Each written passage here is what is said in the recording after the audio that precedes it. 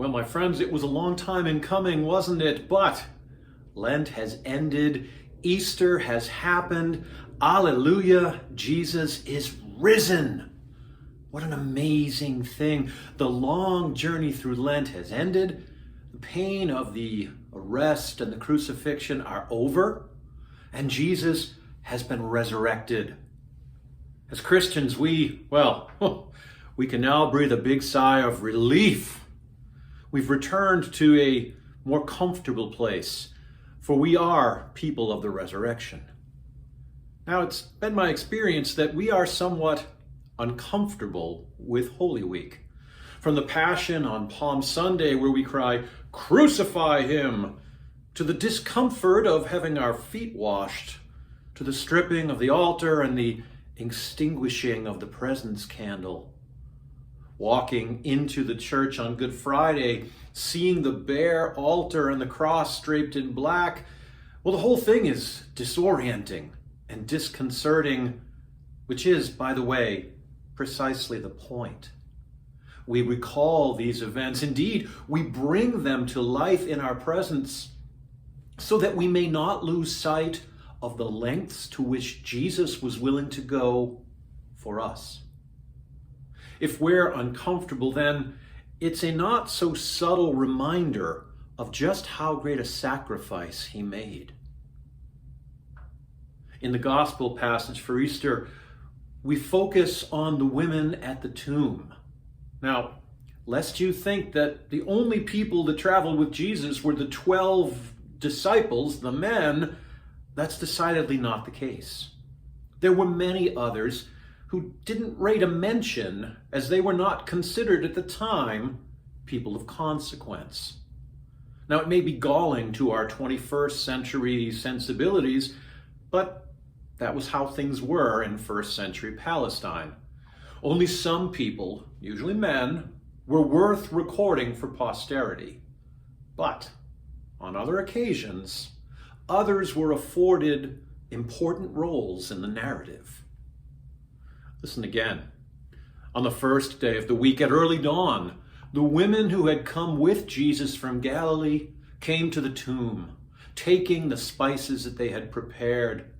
They found the stone rolled away from the tomb, but when they went in, they did not find the body.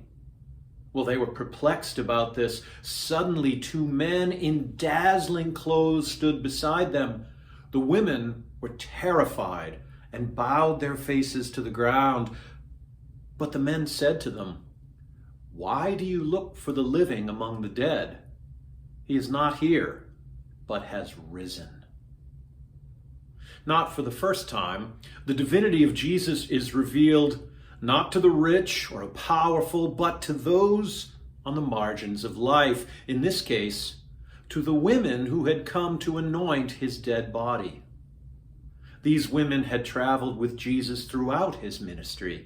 They were witnesses to the teaching, to the confrontations with the authorities, to the miracles. They were no less disciples than the men, despite their lack of mention in the Gospels. Only occasionally do we even hear of them, but this week they have a pivotal role. For what happened when Jesus was arrested? The disciples, who had pledged to stand by Jesus' side, even if it meant death, turned around and ran. The gospel tells us that only Peter and John followed Jesus to his trial, but again, that's not the entire story. For recall the portion of John's gospel that says, "Meanwhile, standing by the cross of Jesus were his mother and his mother's sister and Mary Magdalene." Friends, not all the disciples abandoned Jesus. These women who had journeyed with him throughout the days of his earthly ministry, they stayed with him until the end. They were indeed witnesses to it all. They cared for him deeply, and they wanted to offer him one final service. Now, it made little sense, for they knew Jesus was dead, yet early in the morning they journeyed to the tomb. They didn't know if they'd be confronted by guards. They didn't know how they would move the stone. They simply went in the darkness. And it is to these women who don't normally rate a mention in the gospel, that the resurrection is revealed. Indeed, we hear in John's gospel that Jesus' first appearance after the resurrection was not to the disciples, not to the Pharisees, but to Mary Magdalene. Mary, who doesn't get a lot of positive coverage in the Gospels, is the first person to whom God reveals his glorious resurrection. But this really shouldn't surprise us. For Jesus did not openly claim his divinity to many. No, he reserved that knowledge for just a few. We see it this morning with the angels at the tomb, but Jesus himself did the same thing, remembering the Samaritan woman at the well, right? Who we're told was a notorious sinner. And also for the blind man at the pool of Siloam. In each of these cases, the good news is offered not to those on the top of the socioeconomic ladder, but rather to those who occupy the very bottom. If this happened today, it would seem strange. I mean, think about it. Why would God want to bypass the powerful people and deliver his message to the poor, the downtrodden, the marginalized? They have no power. And well, if you think about it, you think about the message, it actually makes a great deal of sense.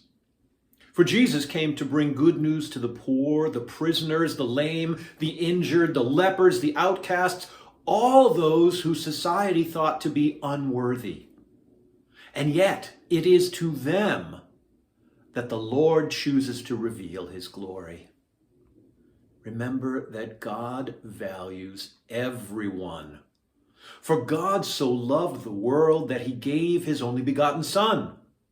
And that means the entire world, even the people on the margins. No, especially the people on the margins.